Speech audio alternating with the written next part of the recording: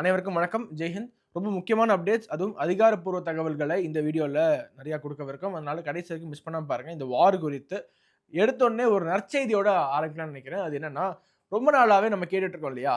இந்த தேச விரோதமாக செயல்படக்கூடிய ஊடகங்களுக்கு, தேச விரோதமாக செய்தி போடக்கூடியவர்களுக்கெல்லாம் ஒரு தண்டனையே கிடையாதா? அவர்களுடைய நிறுவனங்கள் எப்ப முடக்கப்படும்? அந்த செய்தி நிறுவனங்கள்லாம் அப்படியே கட்டற்ற சுதந்திரமாக தேசத்துக்கு எதிராக செய்தி போட்டுட்டே இருக்காங்களே என்று கேட்டுட்டே இருந்தோம் இல்லையா? இன்னைக்கு அதற்கான ஒரு சின்ன விடை கிடைச்சிருக்கு. த வயர் அப்படின்னு ஒரு நெட்வொர்க் இருக்கு இந்தியாவுல. எல்லாருக்குமே தெரியும். ஒரு பக்கா லெஃப்டிஸ்ட் ஆன்டி நேஷனல் எக்கோசிஸ்டம் அது. தொடர்ச்சியாக இந்தியாவுக்கு எதிரான போஸ்ட்கள அவங்க போட்டுட்டே இருப்பாங்க. நீங்க மோடிக்கு எதிரா போடுறீங்க ஓகே. ஆனா இந்தியாவிற்கு எதிராக கருத்துக்களை, விஷத்தை விதைத்துக் கொண்டிருந்த த வயர இந்திய அரசாங்கம் தடை செய்திருக்கு என்பதை வயரே பதிவிட்டிருக்காங்க. என்ன தெரியுமா போட்டிருக்காங்க? கருத்து சுதந்திரத்துக்கு எதிரானது. நாங்க தொடர்ச்சியாக இதுக்கு எதிராக போராடுவோம். வழக்கு தொடுப்போம். லீகல் பேட்டில்ஸ ஃபேஸ் பண்ணுவோம். எங்களுக்கு குடுத்த கான்ஸ்டிடியூஷனல் ரைட் இது. அரசமைப்பு குடுத்த இந்த அதிகாரத்தை அரசாங்கம் எங்கள்ட்ட இருந்து பறித்து விட்டது. மக்களே நீங்க தான் எங்கள காப்பாத்தணும் என்று மக்கள் மன்றத்துல தங்களுடைய கருத்துக்கள் வச்சிருக்காங்க. இந்த வார் சூழல்ல பார்த்தீங்கன்னா, தொடர்ச்சியாக பாகிஸ்தானி நேஷனல்ஸ் மட்டும் கிடையாது. பாகிஸ்தானி டிஃபென்ஸ் எக்ஸ்பர்ட்ஸ் என்ற போர்வையில நெறைய பேர் பேசிக்கிட்டு இருந்தாங்க. உதாரணத்துக்கு former national security adviser of Pakistan. அவர்லாம் வயர்ல பேசினாரு. தொடர்ச்சியாக இது போன்ற நடவடிக்கையில் ஈடுபடுறீங்க இல்லையா? நாங்க சொல்ல சொல்ல கேட்காம நீங்க இது மாரி செயல்பட்டுட்டு இருக்கீங்க. இதுதான் சரியான நேரம் என்று இந்த வயர் இப்போது இந்தியாவில் முடக்கப்பட்டிருக்கு. This is a welcome move. இந்த வயர் மட்டும் இல்லங்க. குவின்டன் ஒண்ணு இருக்கு. நியூஸ் லாண்ட்ரின்னு ஒண்ணு இருக்கு. இன்னும் நெறைய இது போன்ற பத்திரிகைகள் இருக்கு. தொடர்ச்சியாக இந்தியாவுக்கு எதிராக கருத்துக்களை, விஷத்தை கக்கக்கூடியவர்கள் அனைத்தையுமே தடை செய்ய வேண்டும். ஏன்னா அவங்களுடைய ட்ராக் ரெக்கார்ட் அப்படி. அவங்களுடைய ட்ராக் ரெக்கார்ட் ஒண்ணொண்ணு எடுத்து பார்த்தோம்னா, இவங்களால இந்தியாவிற்கு எவ்வளவு ஆபத்து என்று அப்பதான் புரியும். நம்ம ஒரு பிரின்சிபலாகவே இந்த போர் காலத்துல அதிகாரப்பூர்வ தகவல் வராத வரைக்கும் எந்த ஒரு தகவலையும் பொதுவெளியில நம்மளுடைய சேனல்ல சொல்லக்கூடாது என்று ஒரு பிரின்சிபலாக வச்சிருக்கோம். அதனால தான் எந்த ஒரு தகவலுமே கன்ஃபார்ம் பண்ணாம சொல்லாம இருக்கோம். ஆனா ஒரு முக்கியமான தகவல் கன்ஃபார்ம் ஆகியிருக்கு. இந்திய ராணுவமே அதை எடுத்து பகிர்ந்திருக்கு. பாகிஸ்தானுடைய ஆக்கிரமிப்பு காஷ்மீர்ல எல்ஓசி கிட்ட இருந்த ஒரு பாகிஸ்தானுடைய ஆர்மி போஸ்ட் அத இந்திய ராணுவம் தகர்த்திருக்கு என்பதை இந்திய ராணுவமே வீடியோவாக வெளியிட்டிருக்கு. So one of the post near LOC of Pakistan army has been destroyed by India. இது ஒண்ணே ஒண்ணா, இது ஜஸ்ட் பிகினிங் தான். இன்னும் இன்னும் நிறைய வரக்கூடிய காலகட்டத்தில் நிறைய எஸ்கலேஷன் லேடர்ல இன்னும் எவ்வளோ ஆர்மி போஸ்ட் இந்தியா அழிக்க போகுது அப்படிங்கிறத நம்ம பொறுத்திருந்தா பார்க்கணும். ஏன்னா இந்தியாவுக்கு அதுக்கான ஃபுல் கெப்பாசிட்டி இருக்கு. நேற்று இரவு முழுக்க பார்த்தீங்கன்னா பாகிஸ்தான் ட்ரோன் தாக்குதல்கள் செஞ்சுக்கிட்டே இருந்தாங்க. அந்த எல்லா ட்ரோன் தாக்குதலையுமே இந்தியா பதிலடி கொடுத்து அந்த ட்ரோன் எல்லாத்தையுமே அழிச்சிருக்காங்க, உடைச்சிருக்காங்க. எந்த ஒரு ட்ரோன் தாக்குதலும் பாகிஸ்தான் நிகழ்த்தியது இந்தியாவுல அது எந்த ஒரு பாதிப்பையும் ஏற்படுத்தவே இல்ல. யாருக்குமே எதுவுமே ஆகல. India is in safe hands. Indian army is at duty. நேற்று இரவு நீங்க நிம்மதியா தூங்கி இருக்கீங்கன்னா, thank Indian army. We are so much grateful to Indian army. இன்னொரு பக்கம் பார்த்தீங்கன்னா, பஞ்சாப்ல ஹோஷியார்பூர் அப்படிங்கிற இடத்துல சைனீஸ் மிசைல் ஒண்ணு பிடிபட்டிருக்கு. அதாவது இந்த தரையில செயலிழந்து கிடந்திருக்கு. அந்த மிசைல் வெடிக்கவே இல்ல. இது பாகிஸ்தான் ஏர்ஃபோர்ஸினுடைய JF-17 விமானத்திலிருந்து இங்க விழுந்திருக்கும் என்று பலராலும் நம்பப்படுது. அபிஷியல் சோர்சஸ் இன்னும் கன்ஃபார்ம் பண்ணாத நிலையில டிஃபென்ஸ் எக்ஸ்பர்ட்ஸ் இது PAF JF-17 தான் விழுந்திருக்கு அப்படின்னு சொல்றாங்க. ஸோ சைனாவுடைய மேனுஃபேக்சரிங் எப்படி இருக்கு, மேட் இன் சைனானா எப்படி இருக்கும் என்பதற்கு இது சிறந்த ஒரு உதாரணம். ஆல்ரெடி பாகிஸ்தான்ல டிஃபென்ஸ் சிஸ்டம்லாம் மேட் இன் சைனா எப்படி போச்சு அப்படின்னு பார்த்தோம்.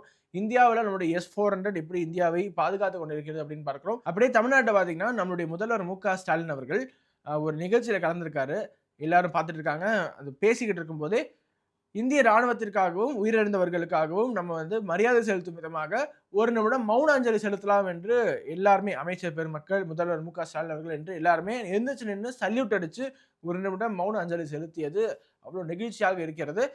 திராவிடத்தை விட்டுவிட்டு தேச நீரோட்டத்தோட இது மாதிரி நிகழ்வுகள்ல கலந்துக்கும் பொழுது நமக்கு அவ்வளவு பெருமையாக இருக்கு. இதை பார்க்கும் போதே அவ்வளவு சந்தோஷமாக இருக்கு. இறந்த அப்பாவி மக்களுக்கு அஞ்சலி செலுத்தும் விதமாகவும் நமது ராணுவ வீரர்களுக்கு மரியாதை செலுத்தும் விதமாகவும் இங்கு கூடியுள்ள அனைவரும் அமைதியாக ஒரு நிமிடம் எழுந்து நின்று நமது வீர வணக்கம் செலுத்திட வேண்டும் என்ற நான் உங்களை கேட்டுக்கொள்கிறேன்.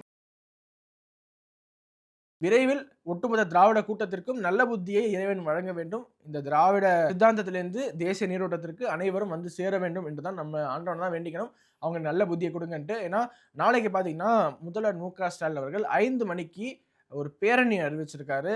இந்திய ராணுவத்திற்கு மரியாதை செலுத்தும் விதமாக அந்த பேரணி சென்னையில் நடக்க போகுது. யாரால முடியுமோ தாராளமா போய் கலந்துக்கோங்க. இது ஒரு நல்ல ஒரு இனிஷியேட்டிவ் இது. இதை முன்னெடுத்த தமிழக அரசுக்கு நம்மளுடைய பாராட்டுகளை தெரிவிச்சுக்கலாம். இன்னும் நீங்க நிறைய தகவல்களை சோசியல் மீடியால பார்த்திருப்பீங்க.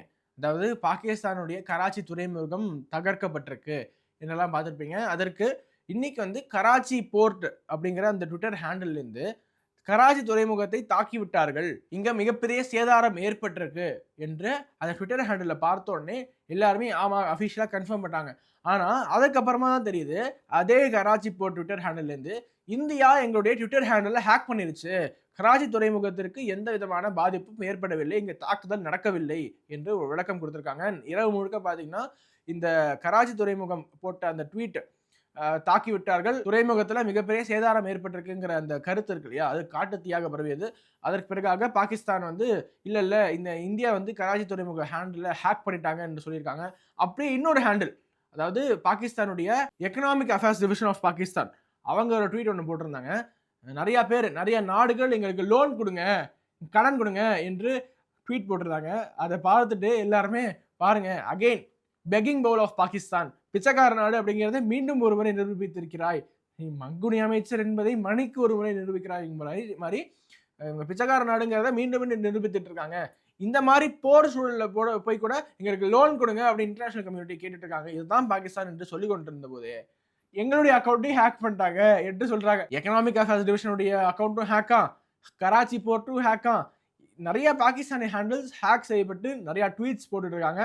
இதெல்லாம் உண்மையா பொய்யா என்று நமக்கு தெரியல. இந்தியா மேல பழி போடுறாங்க அவங்க. அது என்னதான் ஹேக் பண்ணி அவங்க போட்டிருந்தாலுமே அது அவங்க சொன்னது ஏதோ உண்மைதான்.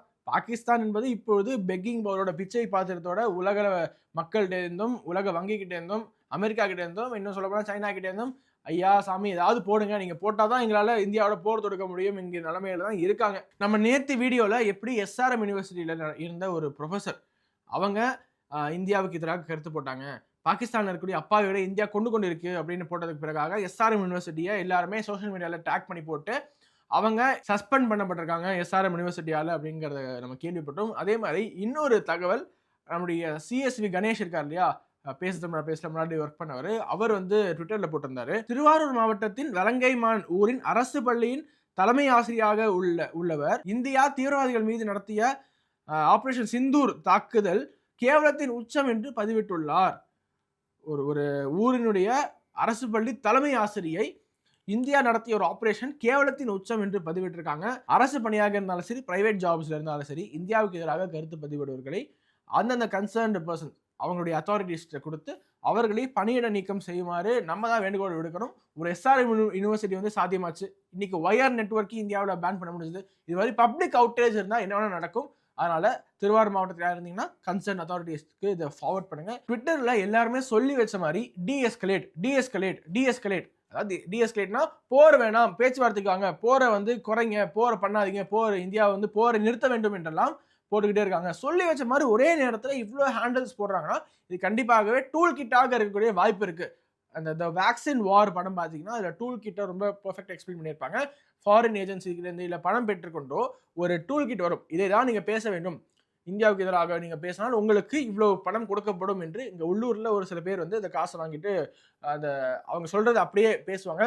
அது மாதிரி இந்த டீஎஸ்கலேட்டும் போர் வேண்டாம் என்று எல்லாருமே சொல்லி வச்ச மாதிரி ஒரே நேரத்தில் ட்வீட் போடுறது டூல் கிட்டா என்று மத்திய அரசாங்கம் விசாரிக்க வேண்டும். இதான் என்னுடைய கோரிக்கை. யாரெல்லாம் இப்படி போட்டிருக்கா, இது போன்ற தேச விரோதிகள் குறித்து அடுத்த வீடியோவில் இன்னும் விரிவாக பார்க்கலாம்.